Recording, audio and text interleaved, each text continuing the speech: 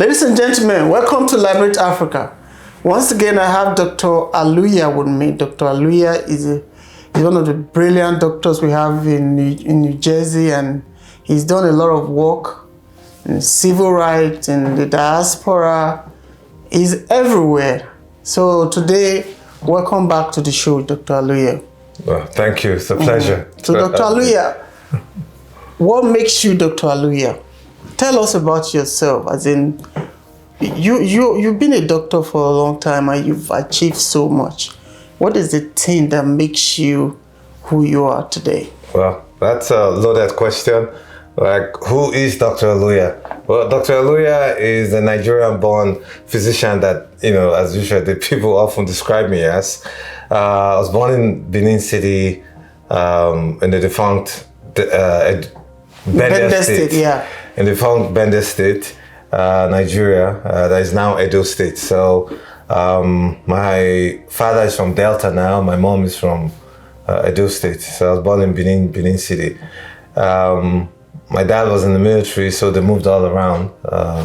So because of that, they made sure that I stayed in Benin with my grandmom, so that I can get some stability as they travel around the country. Oh, okay. One time they were in Gusau, Sekoto, and all the other places. So I stayed with my grandmother, in Benin. So that gave me really grounded, framework of what it is to grow up with a grandmother, learning the language, learning the culture, and of course the deep, wisdom that comes with grandma and older folks when you live with them. Of course, my aunt on my mother's side was also there. All my aunties, they were there. So they kind of shaped and guided me. And I had an uncle as well, who's still alive, God bless him. Uncle Safona, who was also there. And a few other people who were the male structures in my life. I remember being studying so hard that one day I had a very bad headache. The kind of headache they say the worst headache in your life. Now looking back in medicine, when you say the worst headache in your life, that's not a good thing at all. It means you have a new reason. But that's, as at that point in time, a 17, 18-year-old, I had the worst headache in my life. And I went to the school bay. I can't remember what it was. Was it Lut then or something? And I got there really early, maybe around 7:30, 8. In the hospital? In the hospital. So waiting for the doctor to come. And the headache was so bad, I couldn't even keep my head up.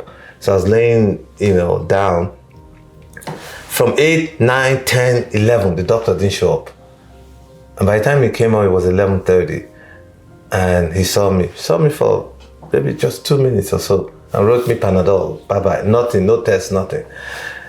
For the fact that I had to wait that long hours. And I said, you know what? When I become a doctor, I'll make sure that I don't keep my patients waiting. I don't. And I'll attend to my patients and I'll listen to them because they deserve it. And that's where I started making that assertion, right from the onset, from the beginning, that I'll do the best that I can for my patients at any time, anyway. I think ABU is, one of the best things that ever happened to me, really. It really was. I remember when I got in, my father... it's going to be like, is it the north? Oh, yes, the northern part of Nigeria. I was used a little bit to the north. I finished primary school in Jos. And I've heard so much about the north and a few things. My dad was very proud when I got in. And I got the best training whatsoever. In terms of integrity, in terms of being grounded, in terms of diligence and dedication to service and craft in ABU. ABU was a very, very, it was tough, but at the same time, it was a great school. ABU is still a very good school today. And it created the foundation upon which I built upon. Subsequently, all through my career. So do you regret not doing your medical school in Lagos? Or? No, I don't. Maybe I would have been too distracted all my life. The big city. Yes. The urban, they call it the only urban university in Nigeria. But then ABU is the biggest south of the Sahara not of the equator or how they call it.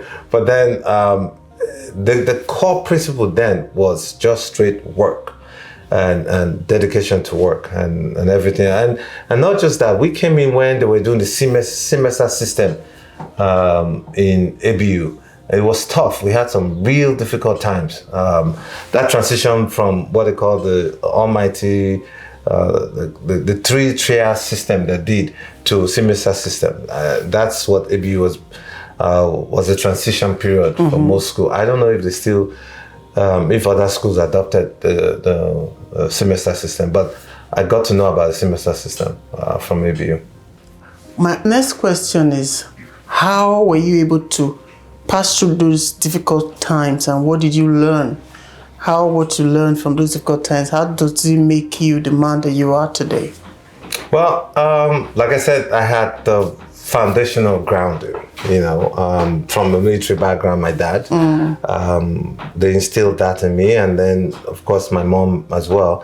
But then I had the love, the care, the tenderness, and the nurture from my grandmother and all the other women in my life. Those were the very early experiences that I got. And growing through, the whole support system on my mother's side. Of course, I had from my dad's side as well, because God bless his soul, at one time or the other, he would give us a car with my siblings, and a driver. He would take us to the village in Isoko.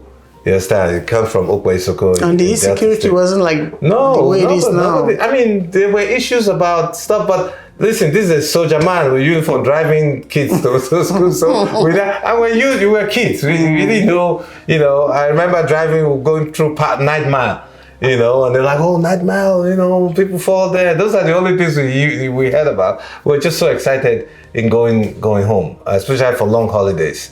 So I got to meet my father's end of the family, my cousins on that end, interacted with them, played in the village, and hung out with some of the kids from other families as well.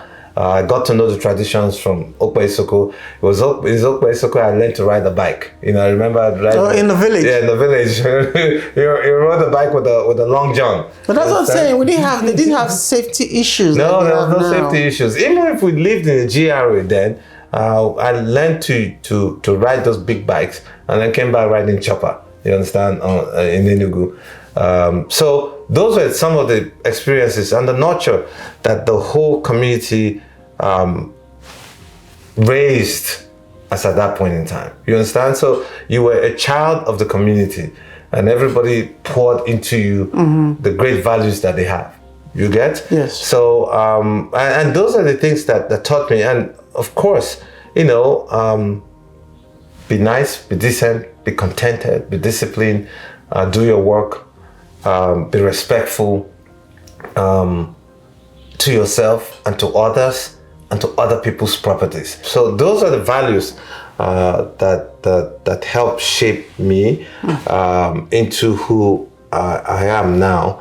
And then the difficult times of me having to make decisions for myself, but guided by my parents, because I wanted to be a doctor when I was 4 years old. So I had no idea of being anything else. That's all the dream. So they just helped channel my dream, and give me the tools that I needed. Yeah, and the support to get system, to, right, to get to where I needed to. Yeah. So my dad, being a military man, never really questioned it. I had a nice one-on-one relationship with him. I didn't, how people fear their parents, they run away. I ran to my dad. You understand? So he was a very cool soldier man. I had a conversation with a young man recently. He came from Nigeria, and he's doing very well. I said, have you ever thought about going back to Nigeria? He said, Nigeria never gave me nothing. That when he went to school, he had to pay his way through, no electricity, hardship. Say, what am I going to Nigeria? What am I going back to Nigeria to do? So I want to ask you, do you think that Nigeria gave you something before you left? Yes, and that's why Nigeria gave me so much. It really did. And that's why I have no compulsion but to give back to Nigeria. Because I see you're very patriotic about Nigeria, unlike a lot of other people. Because my experience is a little different. You understand? In the sense that maybe I was shielded, I was guided, but outside of that, people showed me love that didn't make me see, probably the bad side of Nigeria. But I'll tell you this: when I went to live with my dad, we lived in our own, nice house with soldiers and cleaners and cars or whatever. But when I lived with my grandma, we lived like a regular person, and that's what I lived with. So I got the exposure of both lives. Of both lives. You understand? Okay, let me ask you this question: do you think those guys that don't want to go back, they have a point? To a large extent, yes, they could, because everybody's experience is different. But I'll tell you why I feel Nigeria gave me so much. Today here in the United States, for you to go to medical school, it's about $300 to $400 and some $500,000 for you to graduate from medical school. That's not what it is in Nigeria. When we graduated, we basically graduated almost for free. My generation, a lot of us, how much did we pay? The maximum we paid when we were in ABU was about 169 Naira. I remember 63 Naira for housing, which was the whole year. The next year was 93, and I think the third year or whatever, other times. After that, I don't even remember paying anything, come to think of it. I really didn't. You understand? So the stress of having to look for money to pay school fees was not even there. It wasn't the thought. The biggest stress was getting money to feed yourself so that you can eat or buy the books that you have to buy. You understand? And for us then, for those who have, I remember coming back home, I share with my friends. I share with my classmates for those who seem not to have. You understand? So I feel Nigeria gave me, because you know why? It's only when you look in hindsight, they say hindsight is 20/20. You begin to see more and then say, you know what? Nigeria actually did give me something. It gave me a solid foundation, solid school, solid medical school. Because even those and I remember talking to a young man who came to meet me while I was in ABU then, because he got the visa to travel abroad, I think DV visa or something that we were doing then, to travel abroad. And people know that I've always wanted to go abroad. And he came to me and said, hey, I have this. I want to go abroad. What is your thoughts? He came to ask me. And I said, you know what? I'd rather you finish school. You can go, see what it is like, but come back and finish. So when you finish, you can now go back there. Because if you go back, you're going to start all over. And if you don't have family or whatever, cost of medical school is so expensive. I knew that, not as much as I know today, but I knew that then. And that's why I needed to finish school in Nigeria before I left. You understand? So because the federal government basically subsidized school. It really did. I mean... But not as it is today. No, not like it is today. That's where the difference is. So for my generation, yes. That's what I feel. And that's what I feel like owe Nigeria. Because they made it possible. But for the guy who does not want to go For the guy who does not, I don't know what his experiences are. You understand? If he's my generation, then honestly, he got to school for free, basically. If he was my generation, all those of my generation who went to school, basically I went to school subsidized. Just like they were subsidizing fuel. It really was. And people, you see, people can sit back and look at the ills of what happened and blame others for their inadequacies. You understand? And not look at the good sides of what it is. But for other people's experience, it might be different. I remember some people who got robbed, and because of that, the trauma make them hate Nigeria. Or a trauma of what the father, uncle did to them when their mother was alive or when their dad died. You understand? That trauma may make them reject Nigeria so badly. So again, it's people's experiences. My other question is that I wanted to talk a little bit about religion.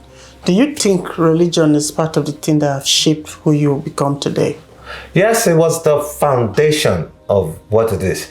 The religion in particular. Yes, religion was. I mean, like again, I got exposed to both religions, Islam and Christianity, more so Christianity than Islam.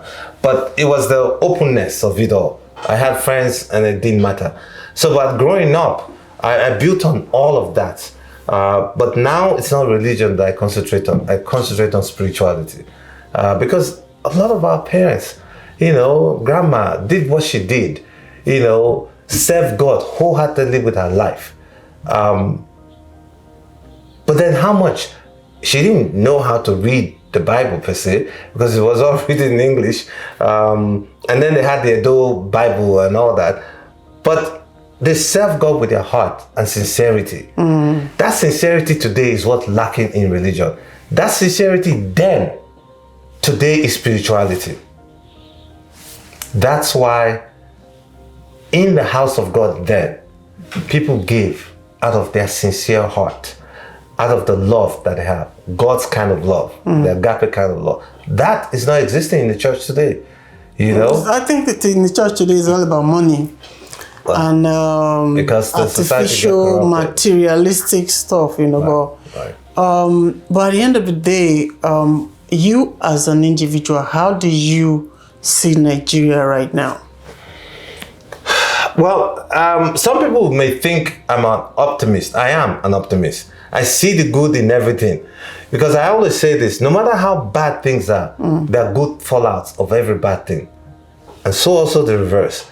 There are bad fallouts from every good thing. So we need to understand that. It's a yin-yang thing. So, but me, I see good out of everything that's bad. So I did a tour recently where I spoke in major universities, especially teaching hospitals in Nigeria, from Zaria to Lagos and Enugu and all that, and Benin. What I see is progress. You understand? Because by the time I left Nigeria, there was no internet, or it was just coming up. Today, there's internet. The internet penetration in Nigeria is about one of the best in Africa, right? Nigerians have become more traveled. Nigerians are imbibing, understanding, and taking in technology far more than a lot of African nations. Nigeria, despite the issues that we have in leadership and everything else, have been able to build itself individually. And it's begin to be in spite of the government. And that's why I used to tell people then, when President Buhari came into office, and people were like, oh, so I said, listen, what we will learn out of this from the austere measures that have been put in place is that Nigerians will have to learn to rely on themselves and not necessarily on the government. Because look, at the end, people laugh and say, oh, in Nigeria, you're your own government. You provide your own light, you provide your own whatever. Yes, but on the long run, what would people also rely on is rely on you creating your own wealth, not sitting down waiting for the federal government's fund that people go steal. That has always been the problem. So you find that there are individuals who are entrepreneurs in Nigeria now, who are building wealth within and outside Nigeria. Yeah, but don't you think they need the government's help? Yes, they do need the government help. And that's why, like I say, when people say Nigeria has a dearth of leadership, yes, we've always had that. Leadership is a problem. But I say people now, it is not just the leadership that's a problem. We have other issues as well. But what we do ask for are not just leaders, but knowledgeable leaders. We need to prepare our young ones coming, to prepare a future for young, brilliant minds who are coming, opening up those doors by creating policies and laws that would affect that rapid growth. The growth that would lead to a leapfrog of our people into the next stage. It took 40 years for China to get from where they went to where they are. And people use them as an example. But guess what? And I've written in one of the articles, the pains that China went through to get to where it is today was a lot. The sacrifices was immersed. Those are the sacrifices Nigerians are not ready to pay. We're not, I'm sorry. And I don't even want Nigerians to pay those kind of sacrifices. China went through what they call a century of disgrace, of pain. And they said no more. And that's why they came up with draconian rules and regulations. The one-bed policy, to a point where we're were turning against children. Children were turning against fathers. They had to do what they had to do. But for us, we will grow organically. My next question is that migrating to the US, how difficult was that? Well, living home is always difficult, that's for sure. And the whole process of getting ready, visa, and I came with my wife, so it made it a whole lot easier. We're married. Oh, you came together. Yes, you were married before you came here. Yes, so we came together. So it was a whole lot easier. Now you have extra support. You know, you're not by yourself. You understand? And medical school, you had to go to medical school again, right? No, I didn't have to. So what the difference is? So living home, when I got the visa to come, I didn't travel for quite a while, almost 6 months. And people were like, why are you not leaving? Why? I said, because the amount of work waiting for me over there is so much. Because transitioning from... Waiting for you were here? Or? Here, of course, because I have to write my exams. You have to go through, get into the system. You understand? So it was a lot, you know. So I had to mentally prepare to do that. So, but then living home, some people I was leaving, I knew I wasn't going to come back and meet them again. One of them was my grandma. And I still remember very well the day I was leaving for the airport from Benin to Lagos. And I was bidding her bye-bye. And you know you never see her again. I knew I wouldn't see her. That must have been very hard. It was. So I remember, I could still see her. I went back, I hugged her again. I told her, Grandma, I love you. I thank you, you know, for everything. And she did, you know. And I said, I'll try to come back. But I know coming to the US, it would take me settling down 3 to 5 years before I come back. You understand? Because I needed to settle down. But so I spoke to her often enough, as much as I could. But then coming in, we have to stay with my wife's uncle, who were very generous and all that. So, and settling down so you can earn your own money to begin to live by yourself. Because America, you know, there's so much somebody can do for you. They can house you for a while, but then the burden of living in somebody's house begins to be, you know, tasking. So I remember my brother-in-law also was around, so we all lived in this, you know, 2-bed apartment, you know, with my uncle-in-law. And obviously we didn't have no kids then. We had to put up kids, having children. You had to plan for that. Oh yes. So and because I needed to settle down. So I remember asking, and I said, look, I have to write my exams. I have to do all of this. What job can I do so that I can go study and at the same time be able to work? They said security. I'm like, okay, fine. Yes, I said security because that's what most people did, you know. So you did security? Yes, I did security. Oh, wow. So a lot of people don't know that. So I remember it was born security then, and you know, God bless. Just imagine you know, some security uniform. Yes, so, you know, being a doctor back home, you know, all the things that you did, and then coming here again.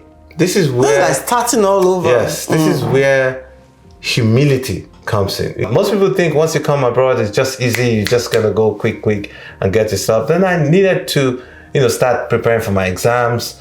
But at the same time preparing for exams, now I have a wife. We have to move to our own apartment, and thank God, you know, I have a very supportive wife. We got this, and from a house from a Nigerian who was very gracious enough to give us his apartment and the upper attic. So with the upper attic, we had that and extra rooms on top. And then I had my daughter. So of course we have to raise a family. We're no longer, you know, spring chickens anymore.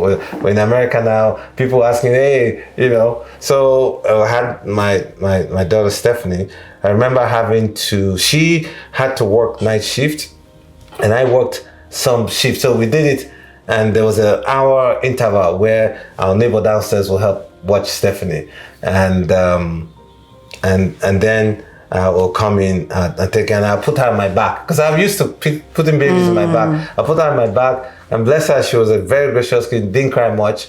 And then we'll sit, and I'll be studying for my exams. You know, have her on my back. When she, you know, play a little bit, you know, go to sleep, I put her down, and then in the morning her mother will come. But in all of this, and this is one part that a lot of people do not know about me, and when I say that, it's touching because for a short while, in order for us to truly advance, my wife had to go to school, I was studying, and then residency came. We had the baby, my mother-in-law came, and my sister-in-law was getting married. So Stephanie, my baby, went home for a while. She was the first grandchild of the family. And like I said, they're doing well, they're well off. So she came, and they were going to church one day, and armed robbers attacked them. In Nigeria? In Nigeria. Shot my father-in-law dead at the spot. My daughter was shot in the head. Oh my God. She was 3 years plus. She was shot in the head. My wife was pregnant then as well. So we got a call that Sunday morning. I remember I was in first year of residency. And we got a call that something bad had happened back home. And obviously, and your father-in-law was shot dead? Right there in Benin, was shot dead. And my daughter was shot in the head with a double barrel blast. So I remember saying this, that God, you will not let my daughter die. You won't. Because what I've done for other people's children, you will not let mine die. I don't care, what injury she had, whether she was shot in the head or whatever, I don't care. You will not let her die. So you can imagine from where it happened, going to church, they picked her up, went to Central Hospital, they couldn't handle, they took her to University of Benin. The last born of my in-laws, that's my wife's younger sister, was in Uniben then. She was in medical school. So as you can imagine, all of a sudden, she sees her niece brought in, because she's the first grandchild. Everybody dotted over her, and her father was killed. So nobody even bothered about the death of their father. They were now thinking about saving this little kid, She was 3+. So they took her that night. I remember being on the phone. They took her to Ibadan that night. And while in Ibadan, obviously, they were talking, what resources do they have? This is a 3-year-old that was shot with a blast, part of her brain open. But she was still alive. And thank God. So, and that's where America, when people say Nigeria happened to you, it often connotes to something bad. But when America stands for you, it's usually a good thing. And I appreciate this country very well because as a first-year resident in the in the hospital where I was, Beth Israel, they rallied around me. They really did. They were very supportive. I remember on a Sunday morning, I called the chairman of the department because I did medicine and pediatrics. I was in pediatrics role. I called him, and everybody got into the flow. Got to the hospital. Which hospital do you want to go? Because they didn't. So they had to fly her. Yes, they didn't have the capacity here to take care of her. They needed to take care of her in a trauma 4 center. You understand? So they made an arrangement for her to come in to the United States. They help tracking the plane. But meanwhile, we had to make arrangement for the transportation. So only God knows how we got the money there. We're just young couple who were just struggling. Oh, wow. Do you guys have insurance? The insurance didn't cover her. It wasn't. She was in Nigeria. So how we got the money, I don't even remember. But just God's grace. You understand? So, and then of course the residents, contributed. They donated money from themselves. You understand? To help out. And money just flew in. So we're able to arrange for her to be transferred from UCH, which is in Ibadan. Got an ambulance straight on to the airport and put her in a plane. A special plane to bring her back. Now, the beauty of this, I remember that it was Thanksgiving and they needed a doctor to bring her. They're like, the guys in Ibadan, she can't fly. Even if she has to fly, she can't fly by herself. They needed a doctor to monitor her and all that. So, where's the doctor? So they found somebody. Do you know we called the US Embassy in Lagos? The US Embassy was closed on Thanksgiving. Thanksgiving is the biggest holiday in America. It was closed. We got somebody, embassy, who opened the embassy on Thanksgiving to get that young Nigerian doctor a visa. Wow. They gave him a visa on Thanksgiving Day so that he can accompany my daughter to come to the US. So that's how he got the visa. And then the guy came, and by the time he came, I think he was a little surprised by himself. I'm sure he thought maybe I was just a big doctor or whatever, because people were wondering, who's this child? Whose child is this? That everybody's kind of an ambulance from University of Ibadan, it was such a big deal, Okay, she's an American child, but it must be somebody really important. And then they took her straight to the airport, everything cleared. And even when she got to the airport here, my hospital had sent one of the doctors. So I didn't even know that. The ambulance was there waiting. When I got to the airport, the ambulance was there waiting. And then the doctor was in there, went to clear her from immigrations. They brought her, I said hello, I saw her, and she was still alive. They bandaged her with the kind of bandage from Nigeria. And she survived because they didn't think she would survive the flight. She came in, they took her to Hakasai University where she had surgery. So today she's 23, 24, so it's been 20 years of constant surgery. And we just basically finished the last process because she lost an eye in the process. So she has a prosthesis now. So that is the sacrifice that eventually I paid for Nigeria because my. But that's what I'm so, because listen, you know what people were like, Nigeria happened to you, Nigeria happened to you. From the story you just told me now, I haven't heard this story before, but I'm thinking that with all of this, you still have the heart to love Nigeria. Yes. That is commendable. Well, thank you. That is commendable. I'm gonna be honest, that is commendable. Right. Because a lot of people would hate Nigeria by now. Yeah, Nigeria it took a lot from me. It took my wife was pregnant, she lost the baby, and she lost her father. So, but then, I remember, Stephanie growing up at one time, and when she was mature enough, the mom was like, would you go to Nigeria any day? We're sorry for what happened to you.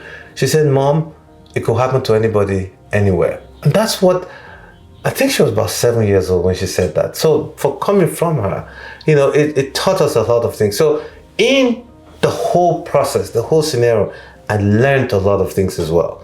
I learned humility, I learned passion, I learned empathy.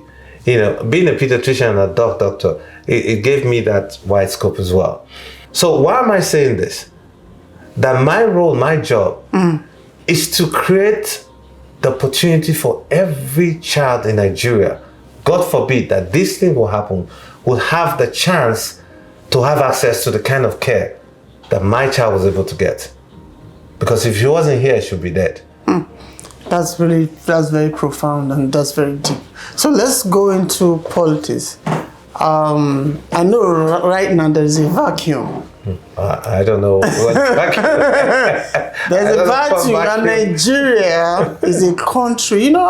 Nigeria can be, if we get the leadership right in Nigeria, Nigeria is a country that will be able to compete with the best and the best in the world. It's just that leadership that's lacking. And there's like a roller coaster. The same crop of corrupt leaders, they're recycling themselves. So what do you think will eventually happen? The youth, a lot of times they have a lot, they feed the youth with little sugar and, they don't even know themselves. Right. So I take it like this. First, I always like to give a historic perspective of everything. Because if you have the history of what things are, it's easier for you to understand what the problems are and be able to deduce what the solutions most likely will be. Nigeria became rich before it became wise. I'll say it again. Nigeria became rich before it became wise. Why? Because we got wealth, the oil wealth, before those who took over office of Nigeria were intellectually, social, geopolitically sound enough to rule a country as great and as complex as Nigeria. Go back in the history of Nigeria. How old were our leaders? They were very young. And unfortunately, at one point in time, the corruption took place, the social construct was dismantled, especially in the West, with Akintola and all that and all that. And that's why what was happening in the West. And then the social dynamics of religion, tribe, and all that were not truly assimilated properly into a cohesive bond. So they had the structural breakdown in the First Republic. And then the coup took place. The coup truncated a lot of things. Maybe those guys had an intention that was pure or patriotic, but it never manifested. And that truncation of the organic growth of Nigeria became a big problem. A big problem till we're still suffering from today, where Nigeria has become so divided across ethnic groups and tribal groups. And then on top of that, you have the dynamics or the hodgepodge of religion. Now, have we moved on? Have we grown? Yes. But I'll tell you this. The leadership that we do not have stems from not just the problem of Nigeria, it's a problem across Africa. Because you know what? When the colonial masters were in charge, they did not raise leaders. They did not. No, that's right. So they ruled, they did not lead. Why in their own countries, they were leaders in those countries. If you look around, Churchill, Truman, you just name it, Stalin, you know, even what's his name? Thatcher, Adolf Hitler. These were leaders, irrespective of what or how you look at them. You understand? Golda Meir and all these other people in other countries. These were leaders because they go through the process of leadership, training, and mentorship. They went through the process. Our leaders never went through those processes. And a few who had the wherewithal and the thought process, like Awolowo and even Zeke, that truly went through the fire of what it is, were never given a chance to truly lead the country. Because when these guys ruled, they didn't create a platform for leaders. And if you don't have a process... And that was intentional. Yes, it was intentional. Yeah. So if you don't have a process of organically growing your leaders, it's a problem. Now, they left us a structure of democracy that we hardly understand. We didn't know, and we didn't know how to practice it properly. So that is the organic. And if you look at the country, they lived in isolations, what they call the GRA, for those who understand what GRA means. They sat there, and the people who worked in those GRA were either cleaners, cooks, security men, or whatever. If you went into the GRA, right? So when they left, who replaced them? The same structure of what the GRA is, the same structure of the mentality. And that's why it never changed. It never changed. So what were the colonial masters doing? They came, they ruled, they took resources and took abroad. Those who came and replaced them, what did they do? They ruled, they looked, they took resources and took abroad. Yes. So now taking that is the stealing, which is the corruption. And then they live the lifestyle, not of contentment, but of exorbitance. You understand? And they were young. Let's talk about Nigerian leadership. Right. The lack of leadership in Nigeria, do you think is a moral collapse of the system? Yes, it is. And that's why I was saying that it takes two things. There's a responsibility of the government and the responsibility of the citizens. Now, people blame government all the time and say, oh, you know, government this, government that. But guess what? Those who come into governance or become the government are from the people. So if the people are morally bankrupt, you get bankrupt leaders, period. There's no double way around it. And it has come to a point where the average Nigerian has gone to a place where, like you said, lack of hope. And that lack of hope has led to a lot of things. Either because they saw what was happening at the top level, where there was the decadence and the moral corruption and lack of of integrity at the highest level, and it permeated all the way down. So people lost it. People are not as patriotic as they ought to be. They're giving up, and where the system at every level no longer works, from the judiciary, the police, the hospital, cost of things and everything else. So these are the things that gotten to a point where people have lost hope. And hope is the last, tool that will hold any individual, hold any community, or hold any nation. So because of that, people have decided to do things the way they ought to, in order to survive, because there's no government anyways. You understand? So, so in the process, there's a decadence. And when that happens, you lose integrity, you also lose contentment, because that's the biggest thing. Today, we're in a family, the man in the house who has lost his value of authority as a provider cannot provide for the daughters. It is the daughters who are providing for the home. Where's the poor girl getting the money from? So she has to go out and seek help in order to provide for the home. And we got to the point where the only succor is to seek religion and seek help, that God, hear me out. Today may not be my day, but because I believe and I have hope, because that's what we're being sold. In not just Nigeria, but entire Africa, we're being sold hope. We're being sold the value of prosperity, not even today, but tomorrow. But here in America, nobody does that. You work, you earn. And you want to make more money, you work more. And that's the value that we need to bring back in Nigeria.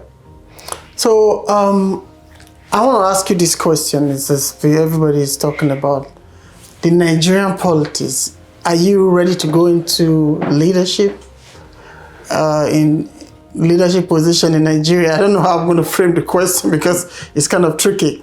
Well, I always tell this. I've become, people call me, an advocate, and I will. But don't you think that the Nigerian leadership needs people like you? Well, no doubt, yes, they do. After everything you've gone through, you still have the mindset, the patriotic mindset to want to, I still love Nigeria. I say this, that I want to change things and I want things to move forward. Not just for me today, but for those who are coming behind. In spite of what has happened to me, in spite of the trauma and the pain I had to go through as an individual with my family, but also to create the platforms for those who are to come after me. Not just for them, but for the sake of Africa, for the sake of the black race. Because look, Nigeria is the hope of Africa, bar none. And Nelson Mandela said that the day Nigeria wakes up, the rest of Africa will never be the same. That everybody is waiting for the day Nigeria will wake up. And the Nigeria that will wake up, it's the Nigeria that is you and me.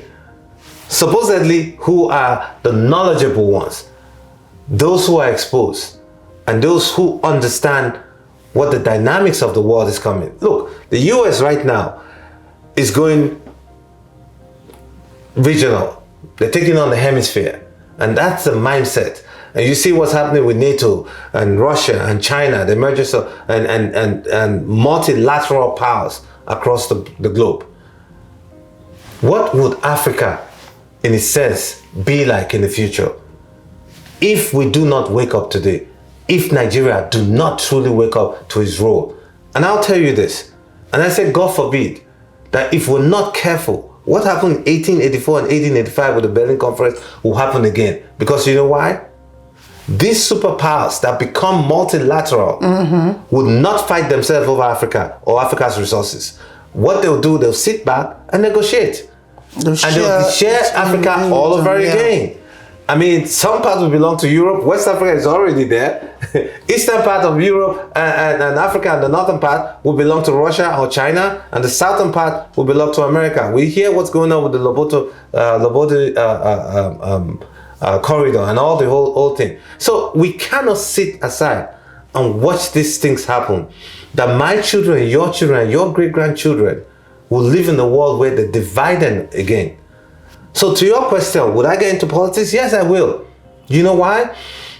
Because if you want to change power, you have to get close to power. You can't change power from afar. If you want to change power, you have to get close to power. You cannot change power from afar. Because I understand what is coming, I need to do my own part so that when I'm dead and gone, I will be rest assured legacy that I've done something to help move the dial.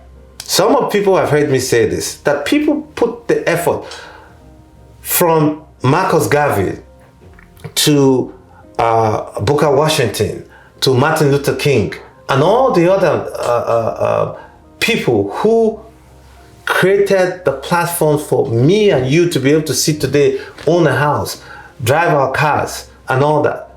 Not too long ago, we were sitting in the back of the bus in this country. But today, we're sitting in front, but not just sitting in front.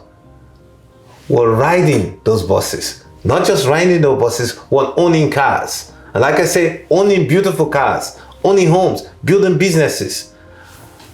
That today, that the black buying power in the United States from 2020 moved from $803 billion to $2.6 trillion today. And that is something. But coming to Nigeria, yes, we've had gains. And I must say this, that we have sound policies. We have rules and regulations in Nigeria. The difference is this, that a lot of us don't implement those rules because we have not had leaders who have had the gumption to implement and enforce those rules. Period. There are people who shout and scream every day. It's been on.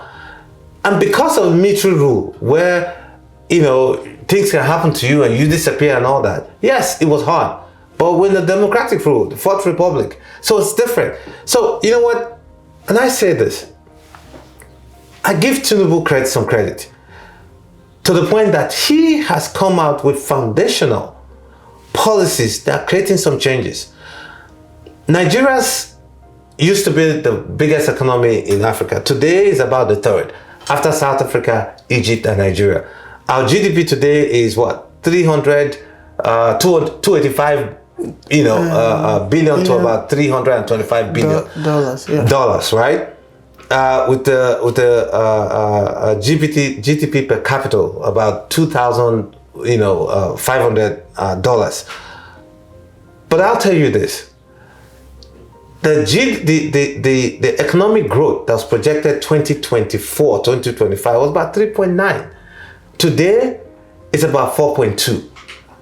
They're projecting to say, hey, you know what? It's going to be 4.2 and 4.6 in 2026 and 2027, right? Today is 4.2. 2027, 2028, 4 on the average. We need to get to a point where it needs to be 6, 7 to truly be impactful. For us to get to that level, like China and India is doing, that's why I talk about having knowledgeable leaders, people who understand what is coming, how to pull together brilliant minds with steady hands who will run the economy and put the principles and policies on the ground that will run Nigeria, not just run Nigeria, but leapfrog Nigeria to a point where they utilize technology to achieve our aims. At the end of the day, like I always say that a lot of people, like you said, what you said is very, very profound, but people don't have the belief that things will change because Tinubu is planning to run again. And all the parties, all the other parties and governors that they are falling behind him already. And from my own point of view, which is my personal opinion, he has he's not even capable. I don't even think he's healthy enough to be a leader, to lead in any way, not even to be the leader of a country. Right. Like, you just look at what happened recently in Turkey. So, but how can somebody that is willing penetrate the system that is so close up and so corrupted that before you break in, I mean, it's almost impossible. Well, I'll tell you this. I need to disabuse the mindset that the whole thing is so closed up and it's impregnable. But you Nigerians are not fools.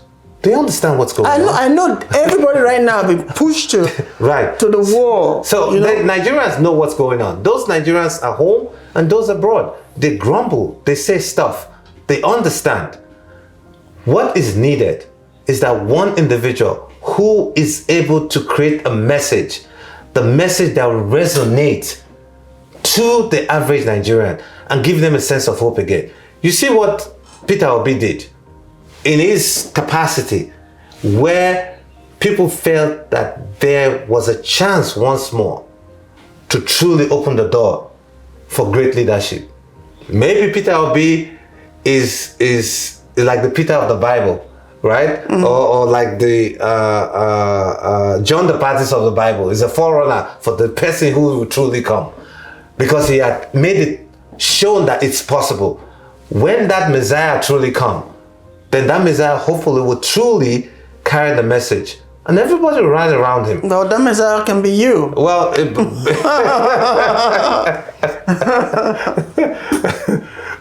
well, if I get the calling and that's what God wants me to do, then why not? You know, it's possible, because I like you and now most of all Nigerians, we've sacrificed a lot for that country. We have, and we still continue to do that, even abroad, where we keep alive the image of Nigeria daily. And Nigerians are becoming so industrious, so a point of entrepreneurship. They understand what it is to make and earn their own money. Nigerians are not lazy. It's just that the system has made us and give us the perception that we're lazy. But Nigerian youth are not. And when I did my tour, what I see was a yearning, a burning for a change, and to do good and to excel. And I see that it resonated with my heart every day when I see those young boys and girls. Well, I'm happy that from your own perspective, there's hope. And I believe in Nigeria. I think there's a lot of people who believe in Nigeria as well. But I know we're going to get there, you know. So in relationship... It's inevitable. We have to. I know we're going to get there, but the pace is slow. It's so slow. Right. And but we're all hopeful. Okay. But honestly, the conversation with you today was... My mind is blown. Right. My mind is blown. And I know and I believe that someday Nigeria will have leaders like you. Well, I'll conclude by saying this. There's an awakening and a reckoning in the Black consciousness. There's a new beat that's beating in the DNA of every Black person all over the world. Physically, as we hear it today, I tell people this, that those who do not hear it or understand it today would eventually hear it. Because today, the physical manifestation of that new beat that is playing is in the form of Afrobeat and Amapiano. I lived in this country where it was a shame to identify as African. It was a shame to even listen to African music. Today, it's not the same. Look at our music everywhere. Look at our movies everywhere. Our clothes, our food everywhere. Those are soft powers. Look at our doctors and nurses and other healthcare workers. They are fast advanced and they're taking leadership places all over the world. Today, 60% of Black doctors in this country, in the United States, are Nigerians. That is soft power for Nigeria. And that's what knowledgeable leaders will understand. That those soft powers are negotiating tools for you to grow your economy, to grow your people, and give them a sense of hope and a sense of entitlement on dignity of what it is to be a Nigerian. So once again, Dr. Aluya, thank you for coming, and I am very inspired. Thank you. I hope you're inspired, and I hope that as a Nigerian, you wake up and know that you have a right to fight for what belongs to you.